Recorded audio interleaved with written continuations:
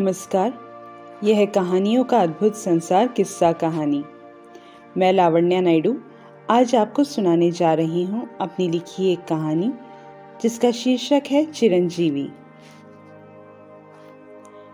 ठंड और कोहरे की वजह से ट्रेन लेट थी। मैं पति और बेटे के साथ प्लेटफॉर्म पर ट्रेन का इंतजार कर रही थी। अचानक से वो खास जूतों की आवाज, वो भी एक नहीं कई कदमों की आहट, और मेरी निगाहें अपने आप उस आवाज की तरफ जा पहुंची। यही कुछ 10 साल पहले की बात है। मुझे शादी कर ससुराल आए कुछ ही दिन हुए होंगे। दोपहर का खाना सबको परोस ही रही थी कि दरवाजे की घंटी बजी। मैंने जाकर दरवाजा खोला। कौन है बहू? अंदर से सासू माँ ने पूछा। दरवाजे पर जो खड़ा था उसे मैं पहले भी एक दो बार देख चुकी थी।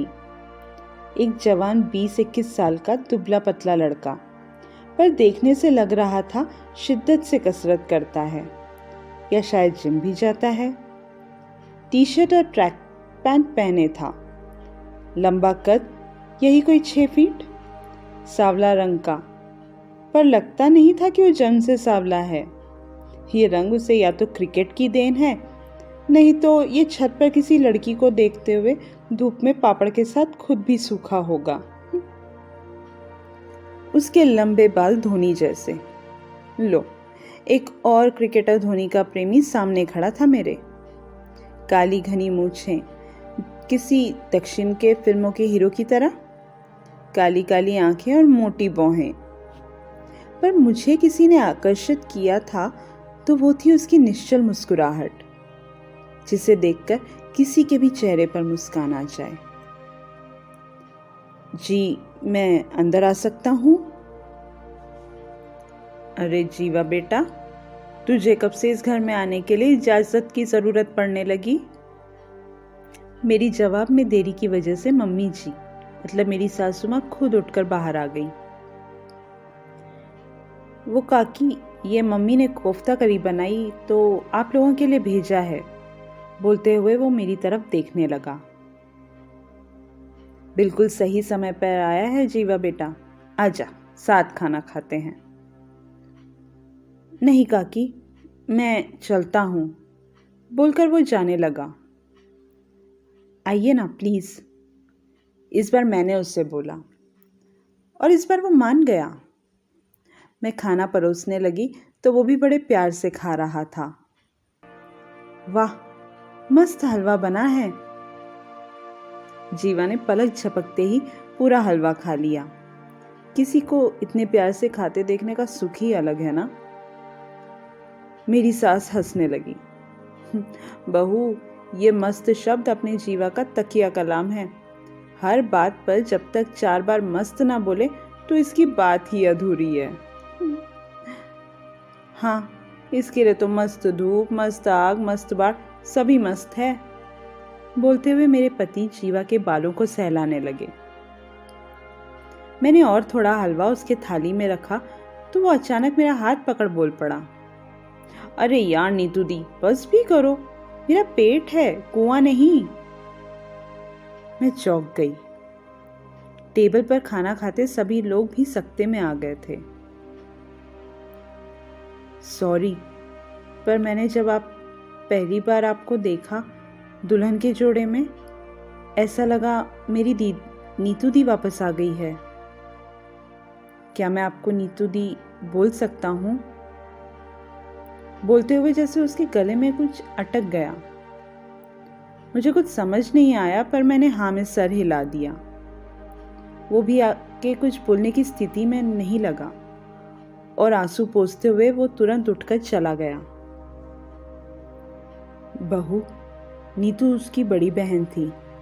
3 साल पहले ही बड़ी धूमधाम से शादी करके विदा किया था उसे। उसकी विदाई पर भी बहुत रोया था जीवा। बहुत प्यार करता था अपनी बहन से, पर 1 साल पहले डिलीवरी टेबल पर ही माँ और बच्चा दोनों दुनिया को अलविदा कह गए। ये कोफ्ता करी नीतू को बहुत पसंद थी। आज जीवा ने खास अपनी माँ से कहकर तेरे लिए बनवाया है। उसकी माँ का फ़ोन आ गया था कि वो जीवा के हाथों कोफ्ता करी भेज रही है। सासू माँ की बातें सुन मेरी आंखों से बहते आंसू रुक ही नहीं रहे थे। अब जीवा और उसके सारे घर वाले मुझे नीतू ही पुकारने लगे। मैंने भी इस नाम का स्वीकार कर लिया। अब जीवा मुझे हर छोटी बड़ी बात बताता। एक दिन फिर दोपहर को दरवाजे की घंटी बजी। मैंने दरवाज़ा खोला। सामने जिसे खड़ा देखा वो था मेरा भाई जीवा, आर्मी की पोशाक में, बाल कटे हुए आर्मी वालों जैसे। पर जो स्थायी था वो थी मेरे भाई की निश्चल मुस्कान। दिन रात एक कर दिया था मेरे भाई ने। न दिन देखता था, न रात, न बारिश, न धूप। किसी भी हाल में सेलेक्ट होना था उसे। उसका सपना था, फिर शरीर सांवला ही क्यों न पड़ जाए। उसने झट से मेरे पैर छू लिए। नीतू दी, मेरा सिलेक्शन हो गया, मेरा सपना पूरा हो गया नीतू दी, बोलकर वो मेरे गले लग गया। मैंने भी उसे चिरंजीवी भव का आशीर्वाद दिया। कुछ दिन बाद हम सब उसे छोड़ने रेलवे स्टेशन गए। जब भी छुट्टी मिलती घर आ जाता और यादों की संदूक भर जाता अगली बार तक मुस्कुराने के लिए। इस बार वो कश्मीर में तैनात था। रात को उसे खुशखबर सुनाने के लिए फ़ोन किया कि वो मामा बनने वाला है। बहुत खुश था, पर उसके आवाज़ में मैंने वो खौफ भी महसूस किया। दीदी, डिलीवरी की तारीख बता देना, मैं छुट्टी लेकर आ जाऊंगा पक्का। समय बीतता गया। मेरी डिलीवरी का समय नज़दीक था। कुछ अनहोनी की आशंका हो रही थी। मुझे तुरंत मायके भेजने की योजना बन रही थी, पर शहर में किसी हड़ताल के कारण निकलना नहीं हुआ। मम्मी जी ने मुझे दोपहर को खाना खाकर जल्दी सो जाने को कहा, पर नींद ही नहीं आ रही थी। मन बहुत बेचैन था उस दिन। अचानक मोहल्ले में भारी वाहनों के आवाज और लोगों के शोर सुन मैं बाहर तेज कदमों से चली आई। सामने जीवा के घर में बहुत भीड़ थी। मैं रास्ता बनाकर अंदर गई तो मेरा भाई तिरंगे में लिपटा हुआ था। चिरंजीवी हो गया था वो। हमेशा बोल बोल कर मेरा सर खाने वाला आज शांति से सो रहा था, पर उसकी वो निश्चल मुस्कान आज भी वैसी ही थी। मैं उसका माथा चूमकर घर लौट आई।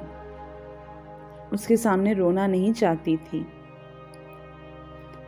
सरकार ने मेरे भाई जीवा मतलब कैप्टन के चिरंजीवी को उसके बलिदान के लिए पुरस्कृत किया। इन सब ख्यालों से बाहर आई तो उन आर्मी के जवानों में से एक जवान को मेरे बेटे से बात करते पाया। क्या नाम है बेटा आपका?